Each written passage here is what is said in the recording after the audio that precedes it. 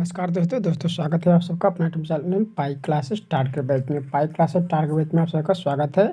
आज का जो वीडियो है वो होने वाला है महत्वपूर्ण तथ्य इम्पोर्टेंट फैक्ट के ऊपर होने वाले हैं।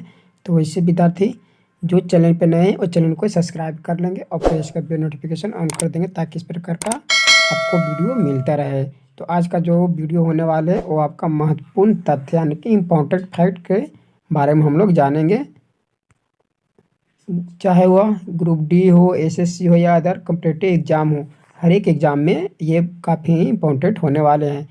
तो फटाफट से लाइक कर देंगे और कमेंट कर बताएंगे कि आपको यह इम्पोर्टेंट जो है इम्पोर्टेंट क्वेश्चन या इम्पोर्टेंट फैक्ट जो आपको कैसा लगा, महत्वपूर्ण तथ्य आपको कैसा लगा। तो चलिए हम लोग चलते हैं क्लास की ओर।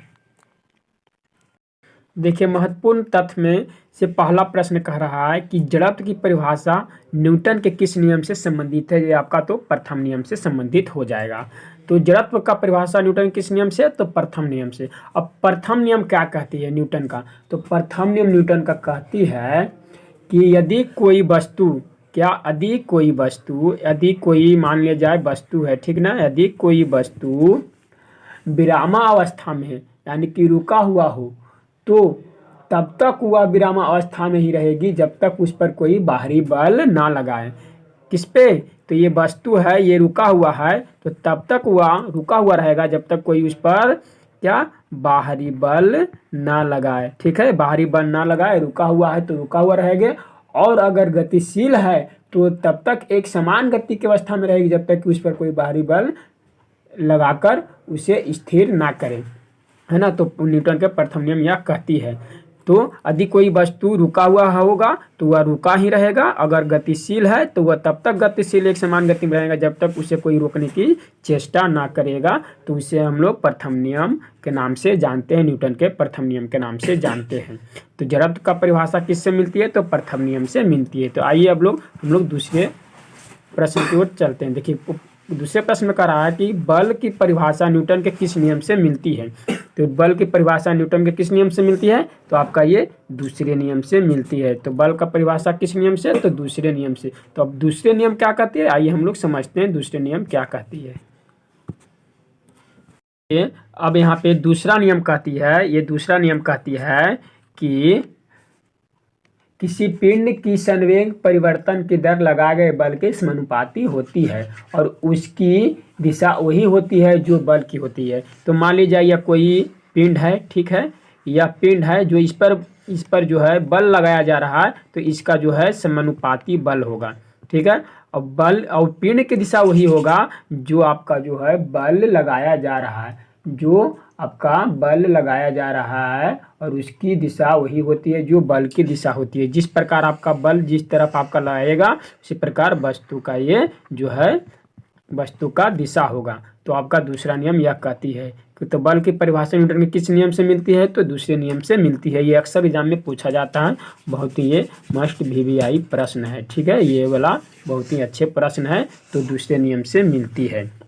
अब तीसरा नियम क्या है न्यूटन का, तीसरा नियम भी जान लेते हैं। दो नियम जान ही लिए तो तीसरा नियम भी जान लेते हैं। तो तीसरा नियम क्या कहता है, तीसरा नियम कहता है कि विपरीत क्रिया के बदले यानी कि प्रत्येक क्रिया की सदैव बराबर एवं विपरीत दिशा में प्रतीत होती है। यानी कि क्रिया के बदले विपरीत क्रिया, क्या क्रिया के बदले विपरीत क्रिया होगा। ठीक है, क्रिया के बदले अगर हम किसी वस्तु पे बल लगाते हैं तो वह वस्तु भी मेरे तरफ अगर बल लगाती है तो ये आपका न्यूटन के तीसरा नियम कहलाती है। तो आपका ये तीसरा नियम हो जाएगी। तो न्यूटन के पहला, दूसरा और तीसरा नियम हम लोग जान लिए। चलिए नेक्स्ट में देख लेते हैं। कहता है कि यदि कोई बल एक ही वस्तु पर क्रिया करती है तो उसका परिणामी बल क्या होगा, तो उसका परिणामी बल जो है उसका परिणामी बल 0 होगा। नेक्स्ट में कहता है कि कोई वस्तु पृथ्वी पर गतिमान है, इसका कारण क्या है, तो इसका कारण जो है घर्षण है। यदि कोई वस्तु पृथ्वी पर गतिमान है, उनकी पृथ्वी पर कोई वस्तु गति कर रहा है, चल रहा है, ठीक ना, तो उसका कारण क्या है, तो उसका कारण घर्षण है। तो जब तक कोई वस्तु पृथ्वी पर चलेगा तो उसको पृथ्वी से घर्षण पैदा होगा तभी चलेगा। ठीक है ना, घर्षण पैदा होने पर वो जब पृथ्वी पर कोई बल हम लोग लगाएंगे तो वो घर्षण पैदा करेगा, उसके फलस्वरूप जो है गतिमान होता है कोई वस्तु। चलिए नेक्स्ट में देख लेते हैं। नेक्स्ट में कहता है कि किसी वस्तु के भार पृथ्वी पर अधिकतम कहाँ होती है, तो ध्रुवों पर होती है। कहाँ पे होती है, तो पोल पे होती है, ध्रुवों पर होती है किसी वस्तु का अधिकतम भार। अब किसी वस्तु का भार पृथ्वी पर न्यूनतम कहाँ होती है, तो ये देखिए आपका भूमध्य रेखा पे होती है। तो ये देखिए ये दोनों बहुत ही अच्छे प्रश्न है, अच्छे मस्ट VVI प्रश्न है। ये आप देखिएगा कि कहाँ पे होती है। देखिए अधिकतम होती है ध्रुवों पर और न्यूनतम होती है भूमध्य रेखा पे, भूमध्य रेखा पे है ना, भूमध्य रेखा पे। नेक्स्ट में कहती है कि किसी वस्तु का भार पृथ्वी के नीचे केंद्र में क्या होगा, तो शून्य होगा। पृथ्वी के केंद्र में, नीचे पृथ्वी के केंद्र में, ये पृथ्वी आपका है, तो ये जो आपका पृथ्वी है इसका सेंटर में जो है, सेंटर में क्या होगा, तो सेंटर में आप लोग जान लीजिएगा कि शून्य होता है। वस्तु का भार पृथ्वी के नीचे केंद्र में क्या होता है, शून्य होता है। नेक्स्ट में देख लेते हैं कि पृथ्वी के ध्रुवों पर जी का मान महत्तम होता है, जबकि विषुवत रेखा पर जी का मान क्या होता है, तो न्यूनतम होता है। तो इससे पहले हम लोग देखिए यहाँ पे पढ़ रहे थे ना कि पृथ्वी पर न्यूनतम कहाँ होती है, तो भूमध्य रेखा पे होती है। और यहाँ पे देखिए जबकि विषुवत रेखा पर जी का मान क्या होगा, देखिए स्मॉल जी कैपिटल जी का कह रहा है कि न्यूनतम होगा। यहाँ पे क्या हो जाएगा, न्यूनतम होगा, है ना। तो जी का मान क्या होगा, न्यूनतम होगा। हम कहता है पृथ्वी के नीचे केंद्र में जी का मान क्या होता है, शून्य होता है, शून्य होता है। पृथ्वी के नीचे केंद्र का जी का मान शून्य होता है। चंद्रमा पर वस्तु का भार पृथ्वी उसके भार का 1/10वां हिस्सा होता है। अब सही बात है कि अगर पृथ्वी पर आपका 6 kg भार है तो चंद्रमा पर 1/6 kg हो जाएगा, है ना। तो 1/6वां हिस्सा होता है। जबकि मात्रा में परिवर्तन होता है तो अस्थिर, अपरिवर्तित रहता है। मात्रा में क्या होता है, अपरिवर्तित रहता है। चंद्रमा पर वस्तु का भार 1/6 हो जाता है, लेकिन मात्रा क्या होता है, अपरिवर्तित अस्थिर रहता है। वही रहेगा आपका जो मात्रा पृथ्वी पर थी। चलिए नेक्स्ट में देख लेते हैं। नेक्स्ट में कहता है कि अगर पृथ्वी अपनी घूर्णन गति बंद कर दे तो वस्तु का भार का प्रभाव पड़ेगा, तो बढ़ जाएगा। पृथ्वी अगर जो है, ये पृथ्वी गति जो है घूरना बंद कर दे, अपना घूर्णन बंद कर दे, तो क्या प्रभाव पड़ेगा, तो आपका बढ़ जाएगा। क्या बढ़ जाएगा, भार बढ़ जाएगा। किसका भार बढ़ जाएगा, तो पृथ्वी का भार बढ़ जाएगा। जो मेरा ये अर्थ है, जो मेरा यह अर्थ है उसका भार जो है बढ़ जाएगा। ठीक है। नेक्स्ट में हम लोग देख लेते हैं कि घर्षण बल की दिशा वस्तु को खिसकाने वाले बल की दिशा से किस ओर होती है, तो विपरीत दिशा होती है। किस ओर होती है, विपरीत। घर्षण बल की दिशा वस्तु को खिसकाने वाले बल की दिशा से किस ओर होती है, तो विपरीत दिशा होती है। चलिए नेक्स्ट में देखते हैं सीमांत घर्षण बल। ठीक है, सीमांत घर्षण बल किस पर निर्भर करता है, तो सर्पिली तलों के प्रकृति पर, सर्पिली तलों के प्रकृति पर सीमांत घर्षण बल निर्भर करता है। चलिए अब आपका जो है कहता है कि किसी द्रव का किसी वस्तु में चिपकना, किसी द्रव का किसी वस्तु में चिपकना किस बल के कारण संभव हो पाता है। किसी वस्तु में, किसी द्रव का किसी वस्तु में चिपकना किस बल के कारण, तो ये आपका असंजक बल के कारण संभव हो जाता है। किसके, असंजक बल के कारण। असंजक बल के कारण कोई द्रव है किसी वस्तु में चिपक जाता है। जो मेरा द्रव है वो किसके कारण चिपक जाता है, तो असंजक बल के कारण चिपक जाता है। अब देखिए कहता है कि लालटेन में बत्ती के सहारे तेल का चढ़ना, पौधे के जड़ द्वारा पानी खींचना आदि किसके कारण होता है। काफ़ी इंपॉर्टेंट ये प्रश्न है कि लालटेन में जो बत्ती जो है, देखते हैं तेल कहाँ रहता है और लालटेन में जलता कहाँ है, तो उस पर जो तेल चढ़ता है और पौधे के जड़ से पानी का खींचना आदि किसके कारण होता है, तो ये देखिए आपका जो है केशिकत्व के कारण। किसके कारण होता है, तो केशिकत्व के कारण आपका ये होता है ना।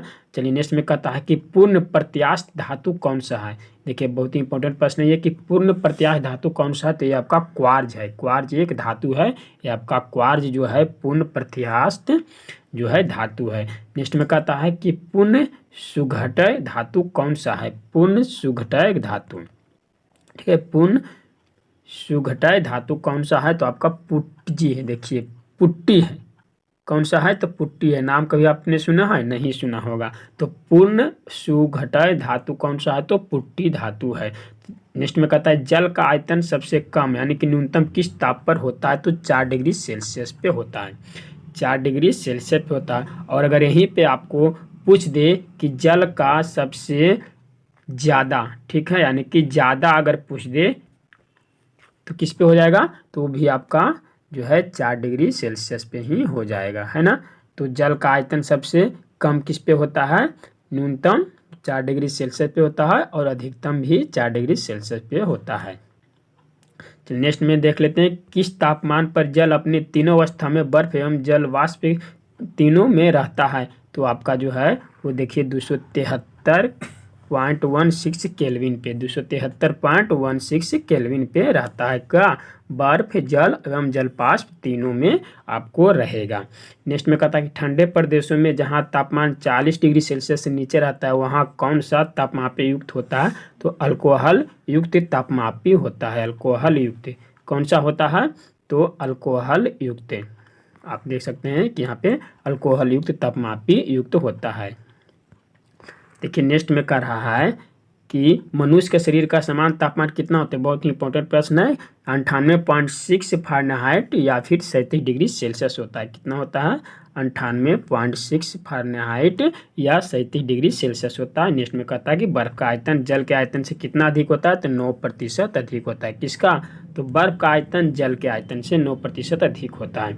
बर्फ पिघलने पर यानी कि जल बनने की गुप्त ऊष्मा या पानी के जमने की गुप्त ऊष्मा कितनी होती है, तो 80 कैलोरी प्रति ग्राम होती है। कितना होती है, 80 कैलोरी प्रति ग्राम। आप देख सकते हैं कि 80 कैलोरी जो है प्रति ग्राम होती है। कितना, 80 कैलोरी प्रति ग्राम होती है। चलिए नेक्स्ट में हम लोग देख लेते हैं, नेक्स्ट में क्या कह रहा है। नेक्स्ट में कह रहा है कि अपेक्षिक आर्द्रता की माप किससे करते हैं, अपेक्षिक आर्द्रता की माप किससे करते हैं, तो वो आपको हाइग्रोमीटर से करते हैं। अपेक्षित आर्द्रता की माप हम लोग किससे करते हैं, तो हाइग्रोमीटर से करते हैं। आज का वीडियो में इतना ही, फिर नए टॉपिक के साथ आप सबके लिए हाजिर होऊंगा। जय हिंद, जय भारत।